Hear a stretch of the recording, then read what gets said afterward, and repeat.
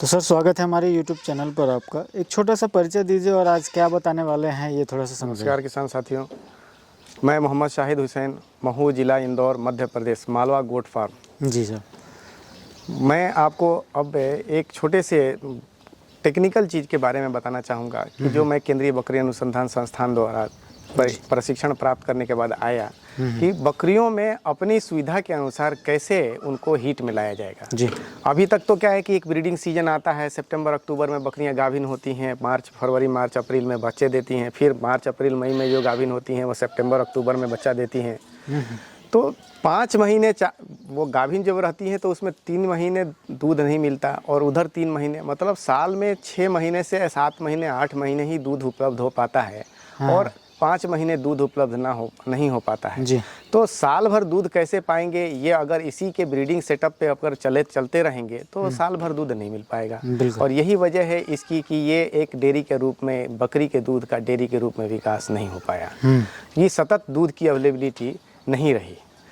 अब उसको आप अपनी सुविधा के अनुसार बकरी को हीट में ला सकते हैं। जी। उसके लिए केंद्रीय बकरी अनुसंधान संस्थान द्वारा एक स्पॉन्ज डेवलप किया गया है, इंट्रावेजिनल स्पॉन्ज, जो कि उसके वेजिना में उसको इम्प्लांट कर दिया जाता है। और उसको इम्प्लांट करने का तरीका वो लोग ट्रेनिंग के माध्यम से सिखाते हैं और वो सप्लाई भी करते हैं उस स्पॉन्ज को। जी बिल्कुल। उसको आप उसके वेजिना में इम्प्लांट कर देते हैं, 8 दिन तक उसको रहने देते हैं।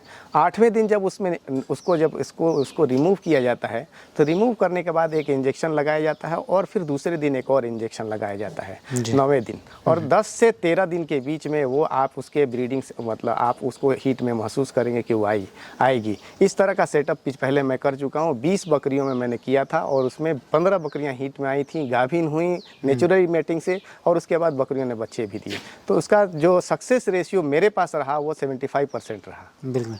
तो मैं आपको उसका एक लाइव डेमो करके बताता हूँ कि कैसे हम उसके वेजिना में, कैसे हम उसको स्पॉन्ज को, इंट्रावेजिनल स्पॉन्ज को इम्प्लांट करते हैं और कैसे ये काम करते हैं। तो एक बहुत अच्छी पहल है सर। जैसे आपने कहा कि हम बकरी को कभी भी डेयरी के रूप में यहाँ पर नहीं देखते हैं, ना काउंट करते हैं, क्योंकि अब आज हम दूध की वैल्यू या इम्पोर्टेंस की बात करें तो बकरी की दूध की वैल्यू गाय और भैंस की तुलना पर कहीं ऊपर है। बहुत ऊपर, आज हम बहुत देखें ऊपर तो, है ना, गुणों की बात करूं तो कहीं ऊपर है और उसकी अवेलेबिलिटी हमारे पास कम है, राउंड द ईयर नहीं है, बिल्कुल नहीं है। आपने जो बाहर जो नॉर्मल किसान है उसके पास तो मुश्किल से 6 महीने ही दूध उपलब्ध हो पाता है, बाकी पूरे टाइम वो 6 महीने ड्राई पीरियड से गुजरती हैं। तो एक आय पर भी जोर पड़ता है क्योंकि खर्चे बकरी के ऊपर लगातार लगा रहता है। और अगर मान लीजिए अगर हम दूध लेते हैं उससे बराबर तो जो लगने वाला खर्च है कहीं ना कहीं उससे भी हम रिकवर कर सकते हैं। तो एक सहायक हो जाता है किसान के लिए जो बिल्कुल मतलब ग्राउंड लेवल पर फार्मिंग कर रहा है। अगर उसे दूध उपलब्ध होता रहता है तो आज दूध की मार्केट में इम्पोर्टेंस होने की वजह से वैल्यू भी अच्छी है। तो अगर वो सेल के लिए भी जाता है तो अगर 10, 20, 25, 50 या बकरियां रखे हुए तो एक क्वांटिटी में उसे दूध भी मिलेगा जिससे 2 पैसे वो अर्न भी कर सकता है। तो चलिए आप थोड़ा सा ये मुझे बताएं। मैं आपको बताऊं कि इसके 2-3-4 टूल्स वो लोग एक पूरा एक सेटअप ही उन्होंने तैयार किया है। इसके गोट सिंक के फॉर्म में ये एक सप्लाई करते हैं वो। इसमें ये स्पॉन्ज को सप्लाई करते हैं। ये स्पॉन्ज इस तरह से वो 20 स्पॉन्ज का एक बंडल होता है, उसको सप्लाई करते हैं। साथ में ये स्पेकुलम की सप्लाई करते हैं वो साथ में, और उसके साथ में इंसर्शन रॉड होता है। ये इंसर्शन रॉड होता है, ये इसमें इसको डाल के और उसके वजीना में उसको इम्प्लांट करने के लिए और वापस इसको लाने के लिए। तो ये 3 चीज़ें उसमें वो लोग सप्लाई करते हैं। यही है।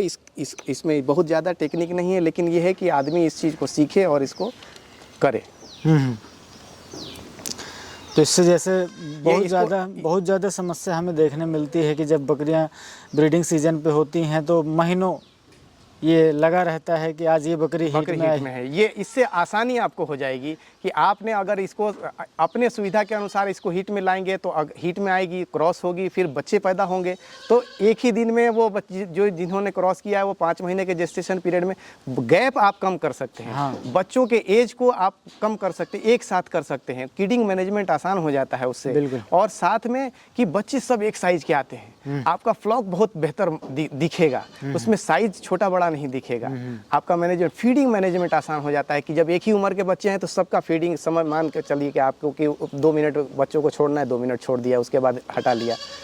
नहीं तो बड़ा है तो उसको दूध की रिक्वायरमेंट ज़्यादा है, छोटा है तो ये 3 महीने 2.5 महीने आप ब्रीडिंग सीजन में, 2.5 महीने 2 से 2.5 महीने और 2.5 महीने किडिंग सीजन में आदमी को सांस लेने की फुर्सत नहीं होती। हाँ। लेकिन इस टेक्नोलॉजी ने क्या किया कि अगर आदमी इसको फुल्ली इम्प्लीमेंट करे तो बहुत आसान हो जाएगा। आप 15 से 20 दिन में ब्रीडिंग सीजन में और 15 से 20 दिन किडिंग सीजन में आप फ्री हो सकते हैं। बिल्कुल।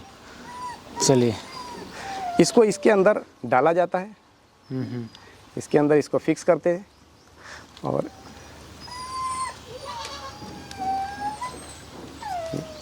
इसको इसके अंदर फिक्स कर दिया। ये बिल्कुल एज पे ही होना चाहिए। अगर अंदर आ गया तो इसको थोड़ा सा इसको इधर से पुश कर देते हैं। ये एज पे आ गया। ये इसके अंदर थोड़ा सा आप लुब्रिकेंट इसको इस्तेमाल करते हैं कि उसको वहाँ उसके वजीना में उसको परेशानी नहीं आए। बिल्कुल। ये करने में, इसको इंसर्ट करने में। हाँ हाँ। ये 4 से 5 इंच इसको इंसर्ट किया जाता है उसके वजीना में। और उससे पहले थोड़ा सा उसके वजीना की, संजू पकड़ो इसको, बकरी को पकड़ो, अच्छे से पकड़ना इसको कि हिले नहीं, ठीक है। इसको थोड़ा सा ये सफाई करते हैं कि कोई इन्फेक्शन इसके माध्यम से अंदर की तरफ नहीं जाए। बिल्कुल।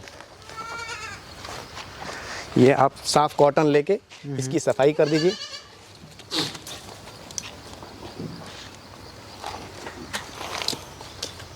और उसको इस तरह से ये किया जाता है कि आपका ये 45 डिग्री का एंगल रहे, तो इससे इसको ये परेशानी नहीं होती है और वो सही जगह पे प्लेस हो जाता है। ये देखिए सदम, वो रॉड देना। ये मैंने इसको इंसर्ट किया जी, प्लेस कर दिया इसमें, और इस रॉड से हम इसको उसके अंदर प्लेस कर देते हैं। ये और प्लेस करने के बाद धीरे से हम स्पेकुलम को और धीरे धीरे फिर रॉड को खींच लेते हैं। ये उसके अंदर हमने उसके, और इसको एक बार ऐसे खींच के देख लेते हैं कि वो जो पर्टिकुलर जगह पे प्लेस हुआ कि नहीं। हाँ हाँ। अभी इसको हम 8 दिन तक रख देते हैं। बिल्कुल। 8 दिन इसके अंदर रहता है ऑब्जर्वेशन में, लेकिन रखना है कि कहीं निकल तो नहीं गया। 8 दिन तक इसको, ये अगर मुमकिन है तो जिनको आपने इसके साथ सिंक्रोनाइज करने की कोशिश की है, इनको एक अलग बाड़े में रखें, तो क्या है कि मॉनिटरिंग आसान हो जाती है। बिल्कुल। 8वें दिन इसको हम स्पॉन्ज को रिमूव करेंगे, एक इंजेक्शन लगाएंगे 1 ml, और दूसरे दिन एक इंजेक्शन लगाएंगे 2.5 ml, और 4 दिन के अंदर, ये 5 दिन के अंदर ये बकरी हीट में आ जाएगी। आप उसको नेचुरल मीटिंग करा दीजिए, एआई करा दीजिए। तो इससे ये होगा कि जैसे किसी के पास 100-150 बकरियां हैं, तो जैसे आपने कहा अभी वीडियो में कि भाई वो तो 2 महीने जब ब्रीडिंग सीजन रहता है तब, और फिर वो 2 महीने किडिंग सीजन में जी वो परेशान होता है, उसे दिन रात की फुर्सत नहीं होती कि बकरी सुबह बच्चा दे रही, शाम में बच्चा दे रही है, और फिर एक आज दे रही है, एक कल दे रही है ना। और फिर आज एक बकरी हीट पे आई है तो सुबह लगाया, फिर दूसरी शाम में आ गई, फिर वो रात में परेशानी करने लगते। तो ये इनसे बचने के लिए ये ठीक है कि आपको एक आप फ्लॉक बना सकते हैं कि मुझे इन बकरियों को, ये बैच बना सकते हैं कि इतनी बकरियां मुझे इस डेट पे क्रॉस करानी है, और 15 दिन के अंदर आपकी लगभग सारी बकरियां जो है क्रॉस हो जाएंगी। बिल्कुल। और इससे होगा ये कि जो दूध वाला आपने बताया, इससे आप अपनी सुविधा क्या, ये तो ब्रीडिंग सीजन के लिए अलग प्रोटोकॉल है। सिर्फ प्रोटोकॉल तो यही है, इंसर्शन तो करना ही है, लेकिन इंजेक्शन का नेचर बदल जाता है। 2 इंजेक्शन है जो वो दोनों नॉन ब्रीडिंग सीजन के लिए अलग होते हैं और ब्रीडिंग सीजन के लिए अलग होते हैं। बस बाकी कोई नहीं, वो भी ऑलमोस्ट कामयाब है। बिल्कुल। तो दोस्तों आशा करता हूँ ये वीडियो आपको पसंद ज़रूर आया होगा। पसंद आए तो दोस्तों के साथ शेयर करें। अधिक जानकारी के लिए सर का नंबर मैंने डिस्क्रिप्शन में दे दिया है। Thank you very much.